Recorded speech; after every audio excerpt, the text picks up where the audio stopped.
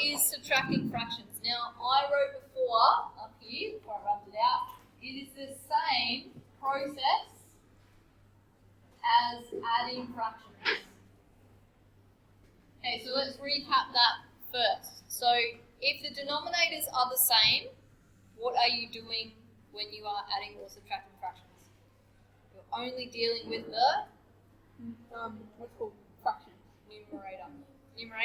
Yeah. If the denominators are the same, you're only dealing with the numerator, essentially. Yep, and then it goes over the same denominator. If the denominators are different, Will? You got to times the denominators together so that they have the same lowest possible denominator. Lowest common denominator? Yep. In this case would be passing them together to get 44. Yeah. So if the denominators are different, we're all watching up here? Yep. Denominators are different. We've got to make them the same somehow, change one to match the other or change both so that we then can add or subtract. Okay. When we are dealing with mixed numbers, when we're adding, I have shown you a particular way that's really the simplest way to go about it. Not the only way, but the simplest. Yep.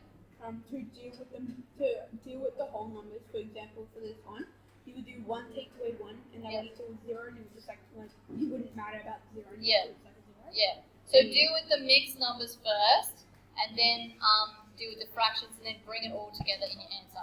Now, just realise that I forgot to put a 1 there, so that's actually 11, but we'll do this question.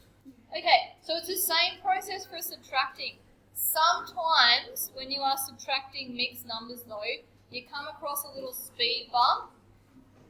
You come across a little speed bump that you need to be very careful of.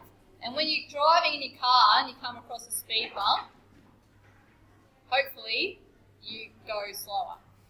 Okay? It would be safer to go slower. So think about that when you're doing mixed number subtractions. I know that might not always work. You know I'm recording, right? You do? Okay, just checking. You make a lot of noise. Okay, so here we've got a fraction is 11 and 1/11. Take away 1 1/4. I can't do anything with the fraction part yet because the denominators are not the same. So, just wait. Yep. So let's deal with the mixed numbers first. So we're just going to go 11 minus the 1. Simple. And put a 10. Our answer is 10. Put a circle around that and then just forget about that until later. Just for a little while, not totally. Okay. Now I have my fractions remaining. So I've got 1/11 take away 1/4. Will mentioned before that the common denominator that's the lowest would be 44. So this is one of those examples where you've got to change both. Dylan, listening? Azaki? Thanks. Okay, so I'm going to turn 11 to 44 by timesing it by 4 times by 4 times 11 times 11. Okay, now I have a fraction that is 4/44. Take away 11/44. Who can spot the speed bump? Okay, so what I see very often in this case, the thought process that I see when I'm teaching students about this is they go, oh, I can't do 4 take away 11, so I'll just swap them round and that'll be way easier. Can you do that with subtraction? No, because you're actually changing the question. So you can do it, and you're probably thinking, oh, I'm going to go into negative numbers. You don't have to do that with this case. So what can I use to help me with this question? One of the holes from one of the mixed number holes and add it to 4/44. Great. This would create 48/44. Beautiful. Okay, I'm going to take one from here. I'm going to rearrange a little bit. Okay? So I'm going to cross this out and write 9. I'm going to take one of the ones from here, make this a 9, put a circle around it so you don't forget that later. And then I'm going to add it to this little part of my fraction to beef it up a bit. Now, can I just go like that? No. No, because what I've done there is I've added 10/44 to make it 14. But that 10/44 is not one whole, is it?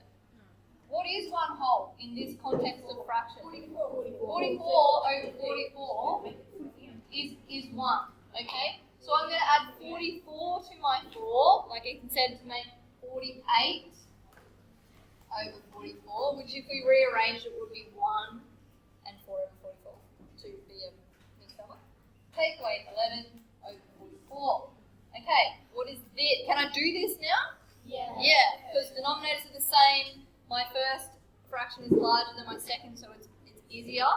So 44 take away 11, 37 over 44. Am I finished yet? I must also now do something else. Yes? 9. I mustn't forget about the 9. Okay? So plus 9 equals 9 and 37 over 44. Now I just need to make sure of one last thing. Yeah, that it can't be simplified anymore, this fraction bit, can it? No. 37 is No, a number. because 37 is a prime number and it doesn't fit into the 44, so I can't make that any smaller than it is. So there's lots to think about there. Quick recap. Mixed number, the whole numbers first. Okay? Then the fractions.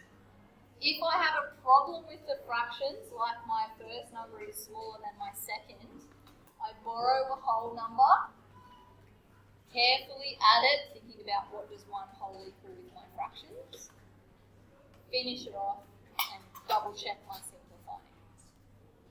You think you can do those questions? Okay, I'm going to put another one up on the board for you guys to try. Same process and see how we go. So here is my question that I want you guys to have a go with by yourself. 8 and 5/12, take away 3 and 3/4. Okay, so let's follow the same process that we did with our other question. We'll do our our whole numbers first. Okay, so our first little bit of working is just 8 minus 3. 5, circle around it so you don't forget. Now let's do our fraction. So 5/12 minus 3/4. Okay, so this is one of those, a little bit easier because you can just change one to match the other in terms of the denominators, because 4 is a factor of 12, so that helps. So Max, what did you do here?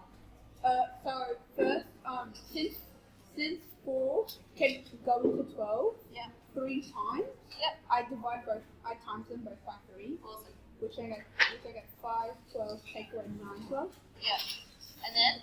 And since 5/12 is smaller, I take away from the 5, Yep, up here. which makes that 4 now, Yep. and now I have 17/12. Cool.